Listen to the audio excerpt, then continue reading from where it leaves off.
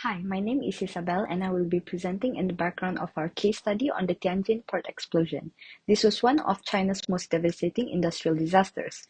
In 2015, two massive explosions at a hazardous goods warehouse caused 173 deaths, over 700 injuries, and severe damage. The incident exposed serious failures in industrial safety, emergency response, and urban planning.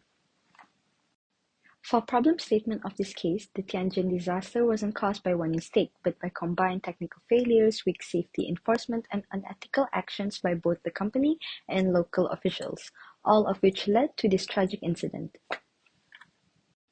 On August 12, 2015, at around 10:50 p.m., a fire started at the Ruihai Logistics Warehouse. About 40 minutes later, two huge explosions occurred seconds apart, causing massive destruction. Rescue efforts were difficult due to toxic chemicals like sodium cyanide. Investigations later revealed illegal chemical storage and safety violations, leading to multiple arrests and stricter safety reforms nationwide. Hello, I'm Danish. I'll be explaining the technical and engineering failures. So first of all is the chemical storage violations. Um, there were unauthorized quantities and also excessive quantities of hazardous materials being stored. Next is also the materials were improperly segregated. Um, Next is the facility design failures. First of all, the facility was built nearby a densely populated area, and also the container management prevented firefighters from accessing the initial fire site. Next, I'll move on to the emergency response failure. So, first of all, there were documentation deficiencies, which there were no clear inventory list for the stored materials.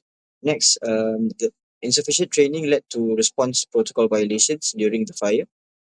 And also technical process failures also occurred where the temperature control led to overheating of uh, hazardous materials. Next, the container management itself was also improperly stored, and also there was insufficient protection for the equipment.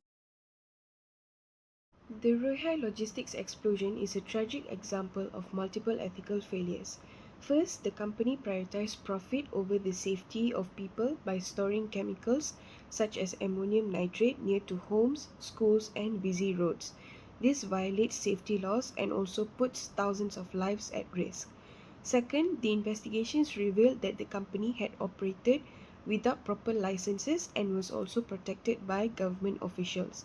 This shows a deep failure in governments and destroyed public trust. Third, there was a lack of transparency. The emergency responders were not informed of what chemicals were involved, therefore, they rushed in without any protective gear, risking their lives because key information was withheld. Finally, there was no emergency plan in place. Responders had no protocol to follow and no training for chemical disasters, showing a total lack of preparation and due care.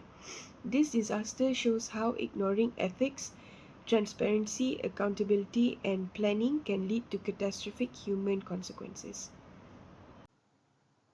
To prevent future chemical disaster, we must enforce stricter engineering standards for hazardous materials. Besides, warehouses should include reinforced password and isolation zone.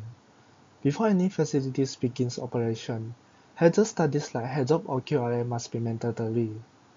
But safety is not just technical, it's ethical. Ethics training and whistleblower protection are key to build a safety-first culture. Finally, we need regulatory reform. Oversight should be centralized with all chemical sites undergoing third-party audit and obtaining mandatory certification.